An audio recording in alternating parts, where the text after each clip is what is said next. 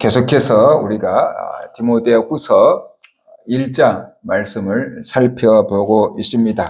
지난주에 이어서 오늘은 디모데후서 1장 15절부터 18절에 있는 말씀을 살펴보려고 합니다.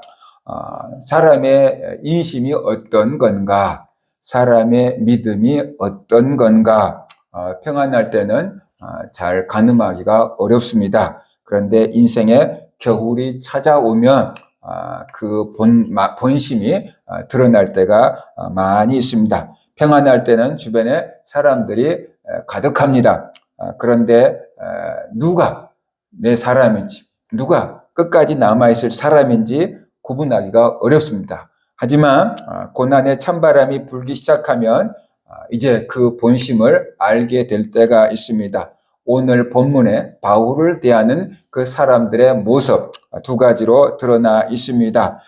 바울은 지금 가장 춥고 외로운 겨울에 지금 이 편지를 쓰고 있습니다. 사형집행을 앞에 둔 노 사도가 마지막 유언같이 디모데후서를 지금 기록을 하고 있습니다. 그런데 지금 바울은 지금까지 자기가 알고 있었던 사람들을 두 부류로 이렇게 구분해서 이런 사람도 있고 이런 사람도 있다라고 말씀을 하고 있습니다. 오늘 본문 말씀을 우리가 이해하려고 하면은 이 바울이 처한 환경을 좀 이해할 필요가 있습니다.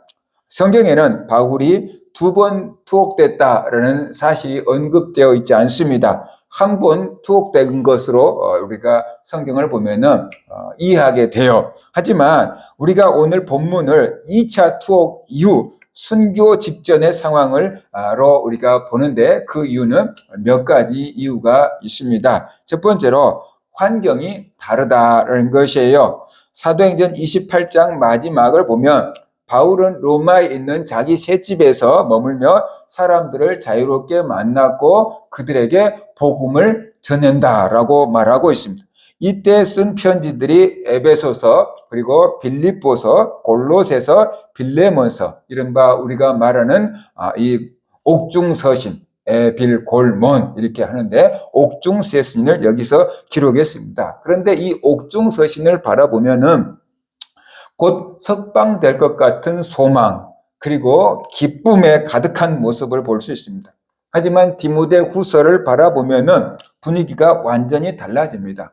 차가운 지하 감옥에 있고 나의 떠날 시각이 가까웠다라고 말하면서 죽음이 임박했음을 알리는 그런 내용들을 볼 수가 있습니다. 그러니까 지금 뭔가가 상황이 많이 다르다라는 것을 알 수 있어요. 그 다음에 두 번째, 시간적으로 차이가 있습니다. 바울은 서신서 곳곳에서 사도행전에 기록되어 있는 것 이후에 일어난 일들, 그의 사역들을 기록을 하고 있습니다. 글에 대해서 사역을 했다고 하거나 밀레도에서 했던 일들을 기록하고 있는데 이런 일들은 사도행전에 기록되어 있지 않거든요. 그렇기 때문에 우리가 추측하건대 바울이 1차 투옥된 다음에 석방이 되었고 그 석방된 상태에서 다시금 그레데와 밀레도 같은 데서 복음을 전하는 사역을 하다가 네로 황제가 핍박을 할 때 2차 투옥된 것으로, 그리고 이제 순교한 것으로 이해하는 것이 정황상 더 쉽다라는 것입니다. 그 다음에 세 번째로 역사적으로 그렇게 증거하고 있습니다. 초대교회 교부들의 기록에 따르면은 바울은 로마 재판에서 무죄로 풀려나서 서바나, 지금 스페인을 말하고 있는데 거기까지 가서 복음을 전했다라고 기록하고 있고요. 그 후에 다시 로마로 압송되어서 순교했다라는 기록들이 나오고 있습니다. 성경 이외에 기록들이 나와 있습니다. 그래서 이런 것들을 종합해서 볼 때 지금 바울이 처한 상황은 1차 투옥 때와 같은 자유로운 상황이 아니다라는 것입니다. 기독교인이라는 이유만으로 사형에 처해졌던 네로 황제의 박해 한복판에서 지금 이 편지를 쓰고 있다라고 볼 수 있습니다. 네로 황제가 로마의 커다란 화재 사건을 기독교인들이 낸 것이다 라고 누명을 씌워서 기독교인들을 대대적으로 잡아서 가두고 죽이는 숙청을 했는데, 바로 그런 어마어마한 박해 가운데서 이 편지가 기록된 것으로 우리가 이해를 하면은 더 좋을 것 같습니다. 그래서 바울은 이제 그 15절을 보면은 나를 버린 사람들이 있다라고 말하고 있습니다. 바울은 담담하지만 아픈 마음을 꺼냅니다. 부겔로와 허모게네가 자기를 버렸다라고 말하고 있습니다. 15절을 보세요. 아시아에 있는 모든 사람이 나를 버린 이 일이 네가 아나니 그 중에 부겔로와 허모게네도 있느니라 라고 말하고 있습니다. 바울이 3년 동안 눈물로 복음을 전했던 에베소 지역의 사람들인 것 같은데, 그 모든 사람들이 바울을 버렸다라고 말하고 있어요. 그러니까 한두 사람이 버린 게 아니고 모든 사람들, 아시아에 있는 모든 사람이 나를 버린 이 일을 이렇게 말하고 있어요. 그러니까 아시아에 있는 모든 사람들, 바울이 3년 동안 밤낮으로 눈물과 기도로 가르치고 양육했던 사람들이 바울을 버렸다. 그런데 그 중에 대표적인 사람이 부겔로와 허모게네가 있다라고 말하고 있어요. 그러니까 이 사람들의 이름이 여기에만 기록되어 있고 다른 데 기록되어 있지 않으니까 어떤 사람들인지 알 수는 없지만, 아마 이 사람들이 아시아에 있는 상당한 지도자였다라고 볼 수 있어요. 아시아 지역에 있는 교회의 지도자였던지 아니면 세상의 지도자였던지 간에 영향력 있는 사람들인데, 그들이 바울을 버렸고 그로 말미암아서 다른 많은 사람들도 바울을 버리게 된 것, 그렇게 우리가 유추해 볼 수가 있다는 것이. 그래서 바울이 그 섭섭한 마음 같은 걸 이렇게 지금 드러내고 있는 거죠. 3년 동안이나 내가 눈물로 가르치고 양육했는데 아시아에 있는 사람들이 다 나를 버렸다. 다 나를 버렸다. 모두 나를 버렸다라고 할 때 바울이 얼마나 지금 외로움을 느끼고 있는가 라는 것을 우리가 좀 느껴볼 수가 있을 것 같습니다. 자, 그렇다고 한다면 아시아에 있는 모든 사람들이 왜 바울을 버렸을까? 우리가 상황을 모른다고 한다면 그 참 배신자들이네, 그 나쁜 사람들이네, 은혜도 모르는 사람들이네 라고 우리가 그냥 단정적으로 생각할 수 있는데, 왜 그들이 바울을 버렸을까 하는 것이, 바울이 전한 복음이 틀려서 바울을 버린 것은 아닙니다. 대가를, 예수 그리스도를 믿고 복음에 순종한다는 대가를 지불해야 됐기 때문에 그들이 바울을 버린 것입니다. 로마 정권이 지금 바울을 지목하고 감옥에 가두고 사형 언도를 지금 내려서 죽이려고 하는데, 그 바울을 찾아가서 친구라고 하고 같은 신앙인이라고 말하고 그러다가 보면은 자기들에도 어떻게 돼요? 불똥이 튈 수 있잖아요. 그러니까 자기들도 핍박을 받고 감옥에 갇힐 수도 있고 심지어 죽임을 당할 수 있는 형국이라는 거예요. 지금 상황이. 그렇기 때문에 웬만해가지고는 바울을 찾아가서 만나고 교제 나눈다는 것은 어려운 형편이에요. 그래서 그 형편이기 때문에 아시아에 있는 많은 사람들이 자기들의 목숨을 구하고자 핍박이 두려워서, 복음이 싫은 건 아니고 자기들의 목숨을 구하고자 핍박이 두려워서 바울을 멀리하게 된 상황이다라고 이렇게 볼 수 있습니다. 그런 상황을 바울 사도도 충분히 인지하고 있을 거예요. 그럼에도 불구하고 모든 사람이 나를 버렸다라고 하는 것에서는 또 한편의 아쉬움과 섭섭함도 토로하고 있는 것으로 우리가 볼 수가 있습니다. 사람들은 은혜 받을 때, 그리고 뭔가 이익이 될 때는 모여듭니다. 그러나 복음 때문에 핍박을 받고 내가 손해를 봐야 되고 위험에 처하게 된다고 하면은 슬그머니 발을 뺄 때가 많습니다. 이것이 어떤 특별한 사람만의 문제가 아니고 그러한 마음이 우리들에게도 있다라는 것이에요. 그렇잖아요? 우리들에게도 뭔가 손해를 봐야 되고 뭔가 핍박을 받고 그런다고 한다면 슬그머니 발을 빼게 되는 그런 마음이 우리들에게도 있었으니 당시에 그 사람들에게도 있었던 거다라고 우리가 이해해 볼 수가 있습니다. 옳다는 게 아니고 그 사람들이 바울을 버린 게 옳다라는 것은 아니지만 심정적으로 그럴 수도 있었겠네. 그만큼 핍박이 지금 강력하게 있었기 때문에 무서워서 그럴 수도 있었겠네. 라는 마음을 우리가 좀 이해해 볼 수 있는 거죠. 예수 그리스도가 잡혀가실 때 제자들도 다 어떻게 돼요? 걸음아 날 살리라 하고 도망을 쳤잖아요. 예수님을 혼자 두고 도망을 쳤잖아요. 그것처럼 지금 네로 황제의 그 극심한 박해 가운데 바울을 혼자 두고 많은 사람들이 지금 외면하고 있는 거다라는 것을 우리가 보아야 돼요. 그래서 사람들의 마음이 이렇구나. 사람들의 믿음이 이렇구나. 박해 앞에서 이렇게 약해질 수 있구나. 그들이 특별히 나빠서 그런 게 아니고 우리 안에도 그런 마음이 있구나.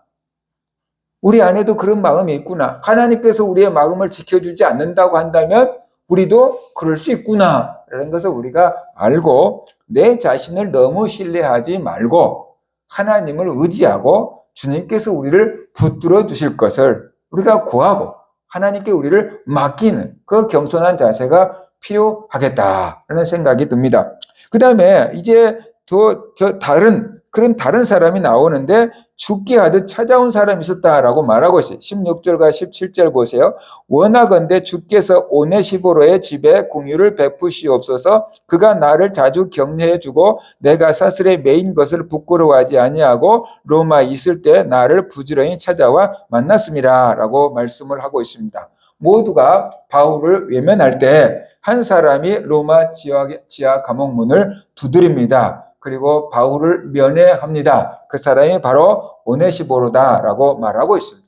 오네시보로는 바울을 부끄러워하지 않았다라고 말하고 있어요. 당시 죄수가 되고 사형언도 받고 감옥에 갇혀 있는 사람을 친구라고 한다면은 다른 사람들로부터 외면당하고 부끄러운 일로 생각을 했습니다. 그럼에도 불구하고 이 사람은 바울을 부끄러워하지 않았다라는 것입니다. 바울이 감옥에 갇힌 것이 실패의 증거가 아니고 주님을 위한 영광의 훈장이다라고 이 사람은 깨달은 것 같아요. 그래서 바울을 찾아왔다라고 말하고 있습니다. 그런데 한 번 찾아온 것만 해도 목숨을 건 일이고 바울 입장에서는 눈물겹도록 고마운 일이에요. 그런데 17절을 보면은 한 번 찾아온 게 아니고 부지런히 찾아왔다라고 말하고 있습니다. 그 목숨을 건 그 위험한 바울의 면회를 한 번만 한 게 아니고 부지런히 찾아왔다라고 지금 말하고 있어요. 왜 바울을 찾아왔는가? 찾아와서 바울을 격려했다라고 말하고 있어요.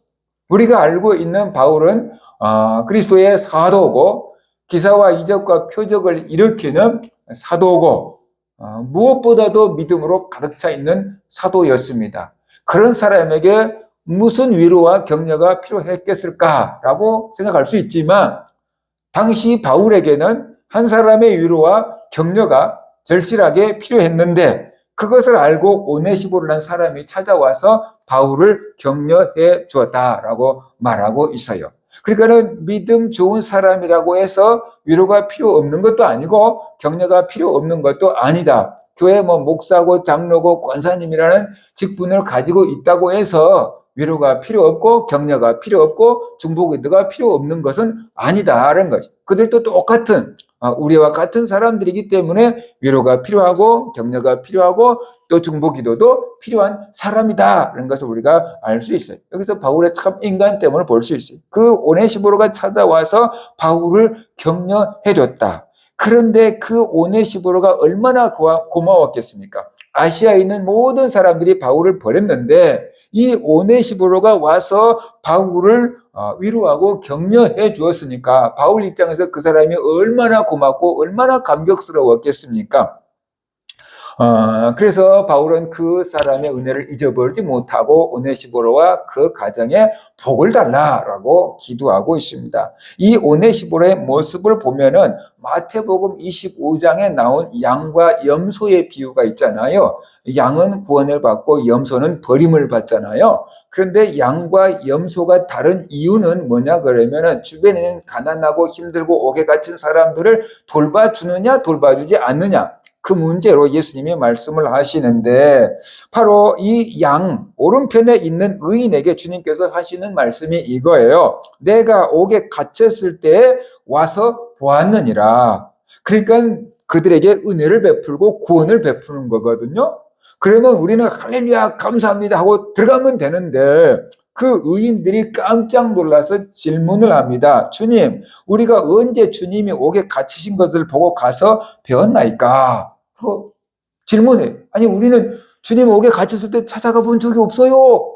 근데 왜 감옥에 갇혔을 때 돌아봤다고 하면서 우리에게 구원을 주고 칭찬을 주고 상을 주십니까? 우리는 받을 자격 없어요. 라고 이렇게 말하고 있거든요. 그럴 때 주님이 이렇게 대답하십니다. 너희가 여기 내 형제 중에 지극히 작은 자 하나에게 한 것이 곧 내게 한 것이니라. 그래서 예수 그리스도를 믿는 지극히 작은 자가 옥에 갇혔을 때 돌아본 것, 바로 그것이 주님이 옥에 갇혔을 때 주님을 돌아본 것과 다를 바가 없다. 왜? 복음 때문에 옥에 갇혀 있는 자는 주님과 하나로 연결되어 있기 때문이다. 그런 뜻으로 지금 말씀을 하고 있어요. 그래서 오네시보르는 단순히 늙은 죄수 바울을 찾아온 것이 아니고 그는 감옥에 갇힌 주님을 찾아온 것과 다를 바가 없다라는 것이. 그래서 지극히 작은 자 하나에게 사랑을 베푼 것, 바로 그것이 주님께 사랑을 베푼 걸로 주님은 받으셨을 거다라는 거죠. 진정한 사랑은 편할 때 말로 하는 것이 아니고 위험할 때 발로 뛰는 것, 그것이 진정한 사랑이다라고 볼 수 있어요. 오네시보르는 바울을 면회하다가 자기가 또 잡혀서 감옥에 갇힐 수도 있고 죽임 당할 수도 있는데 그럼에도 불구하고 자주 바울을 찾아왔고 바울을 격려했다라고 말하고 있습니다. 어떻게 그 사람이 그렇게 용감하게 바울을 찾아올 수 있었을까요? 성경에는 기록되어 있지 않지만 그 오네시보로가 바울을 통해서 커다란 은혜를 받았겠죠. 바울을 통해서 하나님의 놀라운 은혜를, 복음을, 사랑을 깨달았겠지요. 그러니까 바울에게 참 감사한 마음이 있었을 것입니다. 그렇기 때문에 죽음을 각오하고 바울을 찾아가서 격려할 마음을 가졌겠죠. 그런데 아시아에서 바울을 버린 사람들도 그런 마음 없었겠어요? 바울을 통해서 받은 은혜가 없었겠어요? 그들은 은혜는 은혜고 지금은 내 살 길을 찾기에 급급했는데 이 오네시보로는 자기가 받은 은혜를 저버릴 수가 없었던 것이죠. 그래서 지금 내가 이제 은혜를 갚을 때다라고 생각하고 바울을 찾아봤을 수도 있습니다. 또 주님께서 그 오네시보로에게 그럴 믿음과 용기를 주었기 때문에 또 그렇게 바울을 찾아가서 격려했을 수도 있지요. 아무튼 오네시보로는 끝까지 변함없이 바울 곁에 있었고 바울을 격려했고 복음과 함께 고난받을 것을 각오했던 사람이다. 그런 믿음의 사람이다. 라는 것을 우리가 좀 알아야 될 것 같아요. 그래서 바울은 끝까지 자기를 섬기는 그 오네시보를 향해서 복을 빌고 있는데 그것이 바울에게만 그런 게 아니고 에베소 교회에서부터 이렇게 에베소를 섬기고 바울을 섬겼다라고 18절에서 말씀을 하고 있습니다. 그는 바울이 잘 나갈 때나 고난당할 때나 변함없이 바울을 섬겼고 하나님을 섬겼습니다. 처음과 끝이 같은 사람이었습니다. 바울은 그 오네시보를 위해서 기도하는데 뭐라고 기도합니까? 주께서 그 날에 주의 긍휼을 입게 하여 주옵소서라고 말씀을 하고 있어요. 그러니까 주께서 그 날에 무슨 날입니까? 바로 예수 그리스도가 다시 오실 날, 세상을 심판하실 날, 그 날을 아마 염두에 두고 이런 얘기를 하고 있을 겁니다. 주께서 그 날에, 마지막 날에, 그 오네시보로가 죽을 날에, 아니면 주님이 재림하실 날에 주의 긍휼을 입게 하여 주옵소서. 오네시보로를 불쌍히 여겨 주옵소서. 그 말이거든요. 오네시보로를 구원하여 주옵소서라고 지금 기도를 하고 있다는 것입니다. 얼마나 고맙고 얼마나 감사했으면은 죽음을 앞에 둔 사도가 오네시보로와 그 가정에 하나님께서 은혜를 베푸시고 긍휼을 베풀어 달라는 그런 기도를 하게 되었겠습니까? 옥에 갇힌 주님을 찾아온 오네시보로에게 주어진 바로 영원한 축복, 바울이 이렇게 지금 빌어주고 있는 거다라고 볼 수 있습니다. 성도 여러분, 주님은 오늘 우리에게 묻고 계십니다. 너는 대가를 지불해야 하는 순간에도 내 곁에 남겠느냐? 라는 것이. 네가 나를 사랑하느냐라고 물어보신다고 한다면 우리가 믿음이 좋을 때는 예, 제가 주님 사랑해요 라고 말할 수 있고, 우리가 평안할 때는 정말로 주님 사랑해요 라고 우리가 말할 수 있어요. 베드로처럼 죽을 때까지 주님 함께 할 거예요 이렇게 말할 수 있어요. 그런데 막상 우리가 그런 위기가 닥치고 고난이 닥치고 우리가 뭔가 지금 이렇게 대가를 지불해야 될 때는 베드로처럼 모른다고 부인할 수도 있고, 아시아에 있는 모든 사람들처럼 우리가 주님을 부인할 수도 있다라는 것이. 우리가 그런 연약한 존재라는 것이. 그러니까 나 자신을 너무 믿지 마라. 주님이 나를 지켜주지 않으면은 사실 나는 약속한 것을 지킬 수도 없고 맹세한 것도 지킬 수 없을 때가 많아요. 그래서 하나님께 내 자신을 맡기고 하나님이 나를 지켜주시고 주님의 뜻이라면 뭐 이렇게 우리가 말하는 게 좋지 않을까라는 생각이 듭니다. 신앙생활은 고속도로를 달릴 때뿐만 아니라 거친 광야에서도 아무도 알아주지 않는 지하 감옥에서도 우리가 빛을 발해야 되는 것, 바로 그것이 신앙생활입니다. 그때를 위해서 우리가 준비하고 있는 것이 신앙생활이다라고 볼 수 있어요. 형통할 때는 누구나 믿음이 좋은 것 같습니다. 그러나 고난을 닥치면은 떨어져 나가는 믿음들이 많습니다. 그러니까 지금 우리 대한민국에서 신앙생활하고 있는 사람들은 평안한 가운데서 신앙생활을 하고 있다고 봐야 돼요. 막 그렇게 심한 핍박과 박해를 당하지 않은 상태에서 신앙생활을 하고 있어요. 그러나 북한에서 신앙생활을 하고 있는 사람들은 전혀 차원이 다르죠. 그들은 어떻게 돼요? 잡히면은 어떻게 될지 모르는 그런 위태위태한 상황 속에서 신앙생활을 하고 있기 때문에 목숨을 걸고 예수 그리스도를 믿고 있는 거거든요. 그죠? 그러니까 그들은 지금 살아있는 순교자 같은 그런 믿음의 소유자들이고, 우리는 겉으로 볼 때는 외형적으로 많은 축복을 받아서 교회 건물도 크고 사람도 많고 그런 대한민국이지만 어떻게 보면 온실 안에 있는 화초처럼 이렇게 커 있는 거지, 찬바람이 물어치고 태풍이 몰려온다 그러면은 언제 꺾일지 알 수 없는 그런 상태일 경우도 있다라는 것이. 그래서 내 믿음이 서 있다라고 생각하지 말고 겸손하게 주님을 의지해야 된다는 것입니다. 선 줄로 알거든 넘어질까 조심하라 그랬잖아요. 그러니까 우리가 이래봬도 내가 목사인데, 이래봬도 내가 장로인데, 내가 평생 교회를 다녔는데 설마 내가 그러겠어?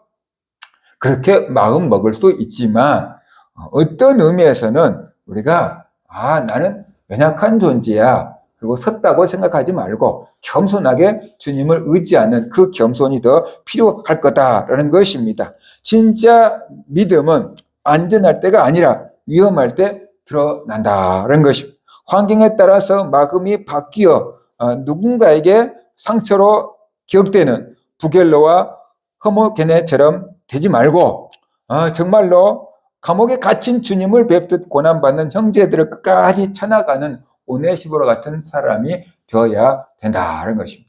우리의 믿음이 한순간 불처럼 뜨거웠다가 한순간 얼음장처럼 차가워져 버리는 믿음이 아니고 처음과 끝이 동일한 그런 믿음이면 좋겠다라는 것이, 우리 모든 성도들 환경에 따라 흔들리지 않는 그런 믿음을 갖기 바랍니다. 그러기 위해서는 영원토록 변함이 없는 주님의 말씀과 성령의 능력으로 날마다 무장해서 우리에게 주신 그 고귀한 믿음을 지키고 직분을 지키며 살아가는 그런 성도들 되시기를 주의 이름으로 축원합니다.